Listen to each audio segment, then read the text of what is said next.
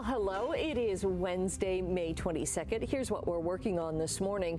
Organizers of a month-long boycott of Loblaw-owned stores are extending it past May.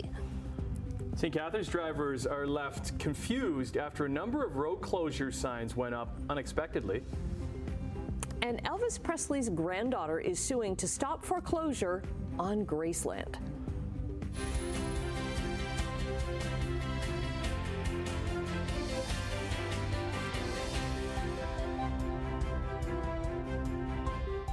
Good morning. Either of you see the full moon? Well, that's morning? what brought me in this morning. Oh, yes. Wow, I didn't need my headlights on. It was so bright out. Yep. Yeah, it's just beautiful. I mean, the sky has been fairly clear throughout the overnight. Just a little bit of cloud cover. But yeah, beautiful full moon. 23rd is the full moon. So 23rd, and is it 23rd today? 22nd today. Today's the 22nd. Oh, so tonight. Yeah. Okay. Yeah. Okay. yeah, Nice. so tonight into tomorrow, we're looking at the full moon. So beautiful. And we should have partly cloudy skies overnight. So. The interesting thing is, though, anybody getting up right now is not seeing the moon whatsoever because it's so. What are you guys what are you talking about? But it's our guiding light in the morning. It's so light out right now.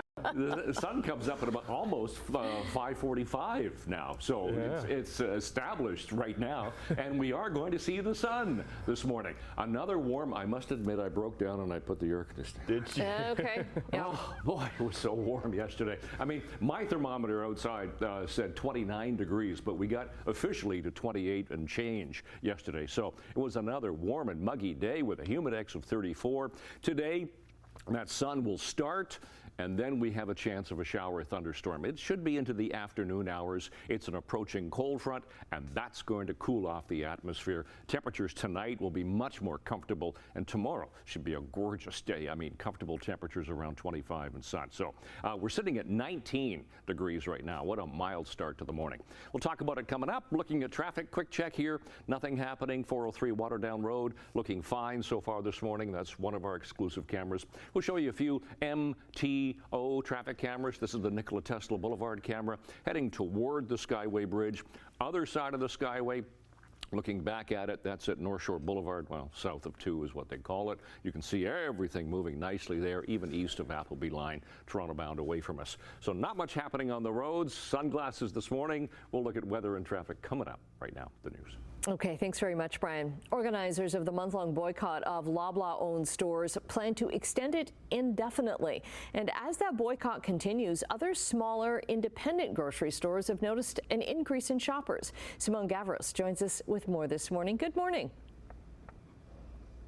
Hi, good morning, Annette. Well, I'm here at Strathcona Market here in Hamilton, and as this boycott is continuing, smaller chains just like this grocery store are noticing higher traffic and higher volume of customers and shoppers coming out as this boycott is ongoing. Now, it started earlier this month in response to higher grocery prices that they've been seeing at Loblaw-owned stores and other major grocery stores. And now organizers of the boycott says that participants want to keep it going. A recent poll from Leger says that 58% of Canadians support the boycott. And even with food inflation cooling, Stats Canada says grocery prices have risen 21% over the last 3 years. Almost 2/3 of Canadians feel that food inflation is getting worse. Now, in response to the boycott, Loblaw has pushed back, saying they're not responsible for higher food prices. And major grocers say they didn't excessively profit from inflation as costs of food and other necessities rise. Now, this morning, I've reached out to the organizer of the boycott as well as Loblaw for comment on this ongoing boycott that's expected to continue well past May. But coming up, we're going to be hearing from a food policy expert for more on these boycotts. But for now, I'll send things back over to you, Tim. All right, thanks, Simone. An accused killer is now admitting that he pulled the trigger in a double shooting in Stoney Creek 3 years ago. A lawyer for Oliver Carafa made the admission in court yesterday in the final stages of the Carafa and Lucy Lee murder trial. So Carafa and Lee's lawyers presented final arguments, with Carafa's lawyer saying, "We do not dispute in any way that he pulled the trigger on the gun that shot Tyler Pratt and Jordan Romano." Now, Pratt was killed. His girlfriend, Jordan Romano, was shot as well, but survived, however, did lose her unborn baby. The Crown is expected to deliver final closing arguments this morning. Hamilton's public transit agency, as we told you earlier this week, is celebrating its 150th anniversary, but it's doing so against a backdrop of tension between workers in the city over light rail transit. Transit unions and advocates are still urging the city to hit the brakes on its decision to allow a private third party to launch Hamilton's LRT, sidelining HSR employees at first. Mayor Andrea Horvath says, quote, tension is inevitable when change is on the way. Yes, it was a controversial decision, but what we want to see is the HSR operating in-house for the vast majority of the future with a little bit of transition time in between. And tomorrow, Hamilton City Councillors will discuss a report about the extra space that's needed for wider pedestrian zones along the LRT route. There is confusion in St. Catharines after a number of road closure signs went up unexpectedly. The signs are pretty vague. They don't give a date or a time, just that there will be a closure on the QEW. St. Catharines officials say they were put up by the Ontario Ministry of Transportation. Now, resurfacing is going to start next week on the QEW between Niagara Street and 7th Avenue, and it's expected to last 5 months. That means nightly ramp closures. Our staff were involved in some of the actual the development of the plans last year, but we were never given the information as to when the road closures would happen, how they were going to stagger the on-ramps and their closures. And so when the signs went up last week, everybody was sort of caught unaware and left a lot of our staff here at City Hall not knowing how to communicate to the public. That's St. Catharines Mayor Matt Sisko. The Ministry of Transportation has told CHCH News that no 2 adjacent ramps will be closed at the same time. Hamilton's Falcon Watch is about to begin in earnest in a few days. Volunteers are needed to watch where 3 peregrine falcon chicks are headed as they make their very first flights. The chicks, which hatched in late April, have now been banded, and they're being looked after by their parents on top of the Hamilton Sheraton Hotel. Yesterday, a couple of them hopped up onto the ledge of their nest. Their flight feathers are expected to grow in the next few days. Now, tomorrow night, there is a Falcon Watch volunteer orientation session to help monitor them from the street. The session starts at 6 p.m. at the David Braley Health Sciences Center at Main and Bay, a block away from the downtown nest. Let's get into Sportsline. And as the conference finals get set to start tonight in New York in the NHL with the Rangers hosting Florida, it was the Leafs introducing a new head coach to try and get there next year. Craig Berube, the 32nd coach of the Toronto Maple Leafs, joins the team with a core who in 8 years together have had many successes in the regular season, making the playoffs every season, but unable to have that same success in the postseason. Berube does have a Stanley Cup under his belt with the St. Louis Blues in 2019 and stressed this was the most important thing for success. Communication is huge, and I think one of my strengths is I'm a great communicator with my players. They know where they stand. I'm going to tell them when they're playing well. I'm going to tell them when they're not playing well. I'm going to tell them if things that need to be improved upon. There's all types of things. So accountability is accepted almost by your players when you have that partnership. So besides his success behind the bench, the 58-year-old played over 1,000 games in the NHL, including a short stint with the Leafs. He was a tough customer, too, sitting 7th all-time in penalty minutes. He even had a couple of fights with his now boss, Brendan Shanahan. And we'll hear those comments next hour in Sportsline. And in there for strike 3, and that is the ball game. As the White Sox, from start to finish, completely shut down the Blue Jays. Ooh, could there be a new coach with the Blue Jays sometime soon? Many fans were sure not happy with the latest loss as they got booed. The team did off the field after their latest 5-0 shutout at the hands of the worst team in the league, Chicago White Sox. Toronto only able to muster 2 hits against Garrett Crochet in their 3rd shutout of the year. Yusei Kikuchi picked up the loss, allowing 3 runs, 2 earned over 6 innings. So Jays try and win their first series in a month tonight when Chris Bassett is on the bump. Trying to get 3, throwing in the corner. Brown fakes, fires up the 3. Bang! Bang! Jaylen Brown knocks down the 3 to tie the game. Yeah, to the hardcourt, where it looked like the Indiana Pacers had game one of the East Final all wrapped up, but that three-pointer by Jaylen Brown with seconds left in regulation would tie it at 117 after a late turnover by Pascal Siakam. Led to Jason Tatum taking things over in overtime, leading all scorers with 36. Celtics steal game one from the Pacers, 133-128. They take a 1-0 series lead. The West Final kicks off tonight with Dallas in Minnesota. Jade's jumping right back to her feet to keep this puck in the zone. Now looking for an opportunity, and she scores!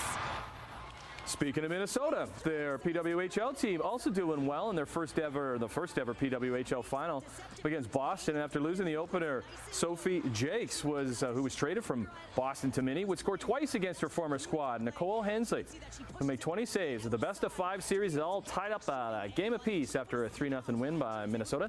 Series shifts back to Mini for Game 3 on Friday night. Short-handed Dylan Cousins with Colton Parayko. Feeds it back ahead. Cousins steals it. Backhand shot, scores! Dylan Cousins again! And then to the Worlds, where in Czechia, where the Sabres' Dylan Cousins is having some kind of tourney. He would score twice, including the OT winner as Canada tops Group A with a 4-3 win. It was Cousins' 8th goal in 7 games, all wins for our lads, who now head into the elimination round Thursday in Prague against Slovakia, looking for back-to-back gold medals.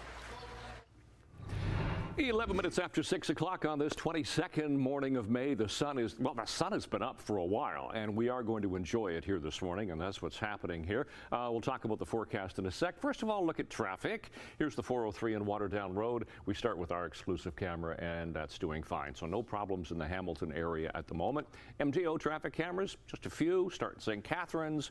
Nice conditions here. QEW Welland, nothing to see there. Nikola Tesla Boulevard, still moving nicely toward the Skyway in the distance. The 403 junction, getting a little slow. You got the sun in your eyes. You had Toronto bound coming towards us, heading toward Brant Street. Looking at east of Royal Windsor, nothing through Oakville, and the 427 Gardner QEW combination is doing fine. Just a little bit of a reminder, keep in mind this weekend is the link closure, both east and westbound, ongoing maintenance, trying to keep it all nice for you. All right, we'll detail that more as we get toward the weekend.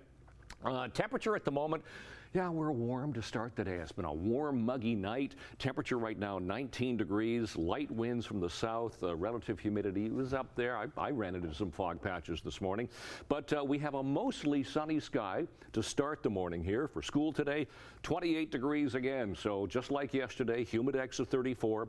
Bit more of a wind today. It'll be southwest 40 gusting to 60, and there's that chance of a shower or a thunderstorm. That is an approaching cold front. That is represented by the blue line, and that's going to cross southern Ontario, and that's going to change up the air mass. It's going to change the wind direction. The wind could pick up, and then we'll get some cooler, more comfortable conditions with that ridge of high getting us back into some sunshine toward the end of the week. So today, 28, even 29 degrees for Niagara. Humidex values around 34. Sun to start, and then there's that chance of showers, thunderstorms this afternoon.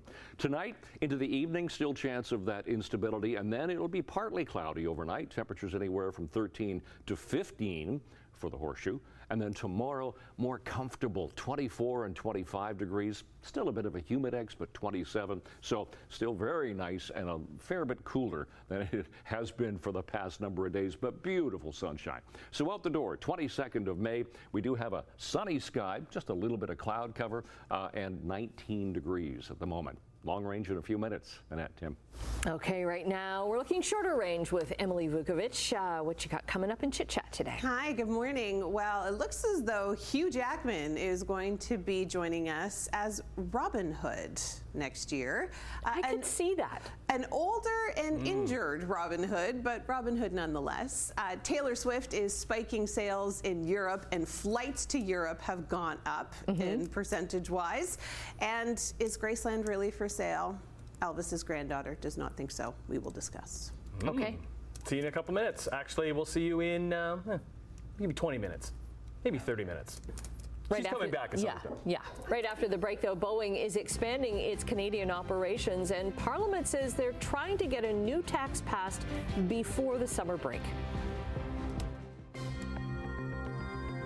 6:16 on your Wednesday morning, and the Canadian dollar is down 5 basis points to 73.18 cents U.S.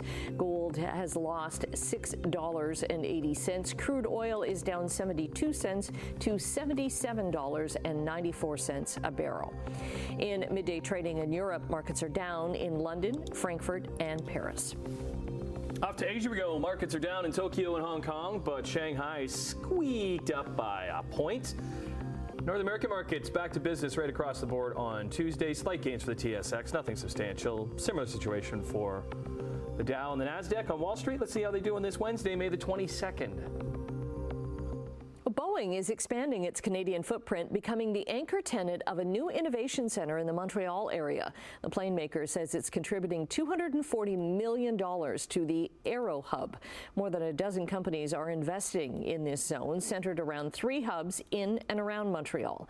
Quebec Premier François Legault says his government is injecting an additional $85 million in funding to help launch the aerospace hotspot, with a key focus on drones and decarbonization. Federal government plans to introduce its new capital gains legislation before Parliament breaks for the summer. So Finance Minister Chrystia Freeland made the announcement yesterday, about a month after the latest federal budget proposed making 2/3 of capital gains taxable. The highest inclusion rate would apply to all capital gains realized by corporations, with individuals only facing the higher rate for gains more than $250,000. London Drugs says the recent cyber attack that closed all of its stores for more than a week involved a multi-million-dollar ransom demand. The BC-based drugstore chain says it is unwilling and unable to pay that. The hackers claim to have stolen corporate files containing employee information. London Drugs says those files may end up on the dark web. Now, a post on social media says the thieves were reportedly asking for $25 million, and the drugstore chain was only willing to pay $8 million. London Drugs is giving employees 2 years of credit monitoring and identity theft protection. U.S. government is planning to release 1 million barrels of gasoline over the coming weeks. The 158 million liters of gas will come from strategic reserves that are located in Maine and New Jersey. The Energy Department says it will sell the gas to the highest bidders. Demand for gas trends to peak in the summer when more people travel and drive longer distances. But the sale isn't expected to have a significant impact on prices at the pump. Last year, the U.S. consumed around 9 million barrels of gas a day on average, so the 1 million barrels set to be released only makes up a portion of a national daily use. Nestle is marketing a whole new line of frozen meals for people taking drugs like Ozempic for weight loss. The new freezer food line is called Vital Pursuit, and it features 12 portion-controlled meals. Nestle says the new diabetes and weight control drugs have changed the way people eat, both in portion sizes and frequency. The line will be in grocery stores later this year with a suggested price of under $5 US. Ozempic and other GLP-1 drugs are predicted to become a $100 billion market, although the long-term effects of those drugs are unclear. Okay, taking another break. It is 6:20 on your Wednesday morning. Brian's turn when we get back. And if you're liking this warm weather, we got another day of it. We'll see. 6:23 already. It is Wednesday morning, and look at that sunshine. What a beautiful start to our morning here, 22nd of May. That's the QEW at Mountain between Niagara Falls and St. Catharines. Not a lot happening there. Getting busy coming off the Skyway Bridge, heading around the bend toward Fairview and Brant Street. It's that sunshine around Brant as you make the corner. East of Appleby Line, moving well. Nothing at Mississauga Road. Flipping ahead to the 403 going through Mississauga. That's at Burnhamthorpe. All doing fine so far today. Look at the temperatures we have to start this Wednesday morning. Stepping out, don't forget the cell phone. Important stuff as you get out the door. I get that all the time. Have you seen my cell? No. Get your cell phone before you go. 18 degrees, Grimsby, Toronto, Mississauga. 19 for Hamilton. We are the warm spot at the moment. A seasonal overnight low, 9 degrees. So we're 10 degrees above a seasonal overnight low, and that's how we figure we should start the day. 20 for the daytime high. Those are our sun times and records for today. And yes, we could get a shower. We could get a thunderstorm. This morning, it should be a mainly sunny Head into school by the first bell, 24 degrees, and then 28, humidex of 34 for after school, and there is that chance of a shower or a thunderstorm with that approaching cold front. And that cold front is going to start to make it more comfortable. Today, another warm one, 28 feeling like 34, 14 overnight tonight, so that will be much more comfortable, partly cloudy. Look at tomorrow and Friday. Sunshine, 25 degrees, comfortable temperatures, still a bit of a humidex for Thursday at 27. Lovely Friday. Saturday, chance of showers. It gets cooler, but we need some showers, actually. After all the showers that we had, we need some showers. 21 degrees, beautiful Sunday. It's back to showers and even cooler as we get into Monday. That's your forecast. Annette, Tim. All right, thanks, Brian. A company in Georgia is looking to score a win in the fight against forever chemicals. So they're developed a new firefighting foam that it's made from soy that breaks down naturally. So this actually could mean a big change to the health of first responders and our planet. Over half of the content in this soy foam is made from soy meal, soy flour. It's the same ingredient that's used for bacon. Now, for years, foams used to fight fires involving flammable liquids like gasoline have contained the family of fluorine chemicals. They're forever chemicals, and they don't break down naturally. Research shows they may lead to serious health complications as they build up in the environment. Cross Plains Solutions, which is the company you just heard from there, says their product breaks down in about 16 days, and it does not contain these fluorine chemicals. Soy foam still has to be tested in the United States by the Environmental Protection Agency and their Department of Defense before it can become available, but the United Soybean Board is planning to host an expo in Wisconsin this summer to show off the product to firefighters and government officials. Amazing. Anything we can do to help our first responders and help our firefighters, the heroes who are running into buildings when everybody else is running out. And dealing with all kinds of chemicals that they don't know about, but these ones they do. Well, and the thing is, they're running into buildings, but they don't know what's in the building sometimes. You know what I mean? So that's when you have this with you, that could really help out. So good story there. Okay, good weather story if you like the heat. Very good. It's been a couple of nice days. Looks like we're gonna get a couple more, as Brian just told us. Have a look at that and a look at the news on this May the 22nd, right after this.